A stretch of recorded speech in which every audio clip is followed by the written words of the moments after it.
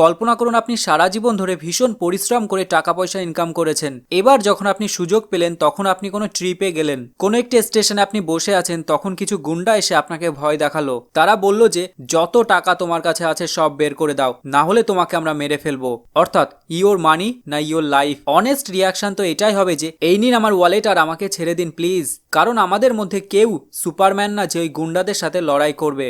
আমাদের জীবন টাকা পয়সা থেকে অনেক দামি। কিন্তু আপনাকে যদি বলা হয় যে আপনি ঠিক উল্টোটা করছেন, আপনি টাকা পয়সার জন্য নিজের পুরো লাইফটাকে স্যাক্রিফাইস করছেন। ইওর মানি আর ইওর লাইফ বইয়ের অথর ভিকি রবিন আমাদের কিছু ভ্যালুয়েবল লেসন শিখিয়েছেন, সেগুলোই এই ভিডিওতে আমরা এক্সপ্লেইন করব।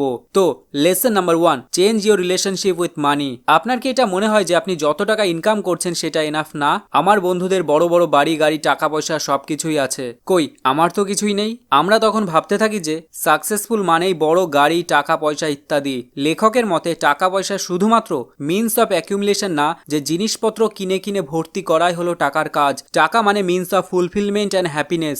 এই কথাটির সাথে সবাই এগ্রি নাও হতে পারে, তার কারণ অনেকের মতে সফলতা মানেই বড় বাড়ি গাড়ি এইসব। তো চলুন আপনাকে স্বাতী নামে একটি মেয়ের গল্প বলি। সে বরাবর একটি ইন্ডিপেন্ডেন্ট মেয়ে ছিল, যার একমাত্র গোল ছিল টাকা পয়সা ইনকাম করা। স্বাতী প্রচুর হার্ডওয়ার্ক করে ফাইনালি একদিন একটা বড় বাড়ি কিনেও নিল। তার একটা হ্যাবিট হয়ে গেছিল যে সোশ্যাল মিডিয়া লাইফের সাথে নিজের লাইফকে রিলেট করা। প্রতি বছর নতুন নতুন মোবাইল, প্রতি সপ্তাহে নতুন ড্রেস, কারণ তাকে সেগুলো তো সোশ্যাল মিডিয়াতে আপলোড করতে হবে। এই সমস্ত কিছু সে অ্যাচিভ তো করে নেয়, কিন্তু সেটা বুঝতে পারে যে এরপরে কি করব, আরো টাকা পয়সা কি করে ইনকাম করব। এই ইনকাম করতে গেলে কি আমাকে সারা জীবন ধরে কাজ করতে হবে? লাইফে কি কোনোদিন ফ্রিডম পাবো নাকি সেটাও হবে না। কিছু মাস পরে সে রিয়েলাইজ করে যে এই লাইফ তাকে হ্যাপিনেস এবং স্যাটিসফ্যাকশন কোনোটাই দিচ্ছে না। ফাইনালি সে ইনভেস্ট করা শুরু করে, যার ফলে সে ভালো রিটার্নও পাচ্ছিল। আর এই লাইফে আগের থেকে অনেক বেশি স্যাটিসফ্যাকশন ছিল। তাই সারা জীবন কাজ করার পরিবর্তে ইনভেস্টিং এর দিকে একটু নজর দিন।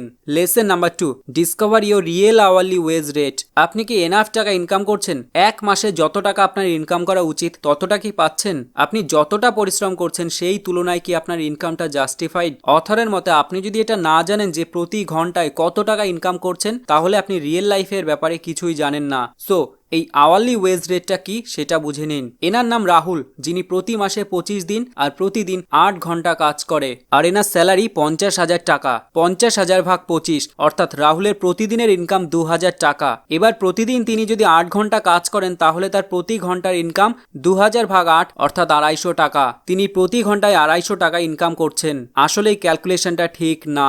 আপনাদের মধ্যে বেশিরভাগ লোক প্রতি ঘন্টায় কত টাকা ইনকাম করছেন এটা হিসাব করার জন্য একটা বড় ভুল করেন। কারণ আপনি 8 ঘন্টা কাজ করার জন্য ওই 8 ঘন্টার থেকে অনেক বেশি সময় নষ্ট করেন। 2-4 ঘন্টা যাতায়াত, 2 ঘন্টা কাজে যাওয়ার জন্য তৈরি হওয়া, বাড়ি এসে টায়ার্ড হয়ে যাওয়ার পর অন্য কোনো কাজে মনোযোগ না দেওয়া। ঠিকঠাক ক্যালকুলেট করলে প্রতিদিন 8 ঘন্টা না 12 থেকে 13 ঘন্টারও বেশি সময় নষ্ট হয়। সুতরাং প্রতি ঘন্টার ইনকাম 2000 ভাগ 12 ঘন্টা অর্থাৎ 166 টাকা মাত্র। তাই সব সময় এটা ক্যালকুলেট করুন। আপনার বাড়ির কাছে নিজের কোনো বিজনেস বা দোকান থেকে যদি এই টাকাটাই আপনি ইনকাম করেন, তাহলেও সেটা অনেক অনেক বেটার। কারণ আপনি অনেক এক্সট্রা টাইম পাবেন, ফলে খুব সহজেই অন্য বিজনেসে ফোকাস করতে পারবেন। Lesson number 3, value your life energy. এই বইয়ের কোনো বেস্ট লাইন যদি থাকে সেটা হলো মানি ইজন্ট ডলার, ইউরো আর rupees, it's your life energy. টাকা পয়সা কোনো ডলার, ইউরো বা রুপিয়া না, এটা আপনার লাইফ এনার্জি। অ্যাকচুয়ালি আমরা আমাদের প্রতিটা জব, প্রতিটা রিলেশনশিপ, প্রতিটা হবিতে 100% দেওয়ার চেষ্টা করি সবসময়। এই সমস্ত জায়গায় টাইম দিয়ে লাইফ এনার্জিকে নষ্ট করতে আমাদের খুবই ভালো লাগে। কিন্তু যখন প্রশ্ন আসে কোনো কিছু কেনার, আমরা সেই সময় আমাদের এনার্জি 100% ইউজ করি না। তখন মাইন্ডলেসলি আমরা লিমিট ছাড়া খরচ করতে থাকি। আমাদের জীবনের সবচেয়ে বড় অ্যাসেট, সবচেয়ে বড় কারেন্সি আর সবচেয়ে বড় সাকসেস হলো আমাদের লাইফ এনার্জি। তাই যখনই কোনো অপ্রয়োজনীয় জিনিস কিনবেন, তখন নিজের কাছে এটা প্রশ্ন করুন যে এই জিনিসটা কি সত্যি আপনার প্রয়োজন? এটা কি আপনার লাইফে কোনো ভ্যালু অ্যাড করবে? এই জিনিসটা কেনার জন্য আমাকে কত ঘন্টা কাজ করতে হবে? আর এটা যদি আপনি পেয়ে যান, তাহলে কি আপনি সত্যি হ্যাপি হবেন? আপনি হয়তো এমন কোনো জিনিস কিনছেন যেই জিনিসটা আপনার অতটাও দরকার নেই, কিন্তু যার দাম প্রচুর। এবার আপনি খুব সহজে এটা খরচ করে ফেললেন, এটা না জেনেই যে ওই জিনিসটা কেনার জন্য আপনাকে কত ঘন্টা লাইফ এনার্জি নষ্ট করে ওই টাকাটা ইনকাম করতে হয়েছে। তাই এটা সবসময় খেয়াল রাখবেন।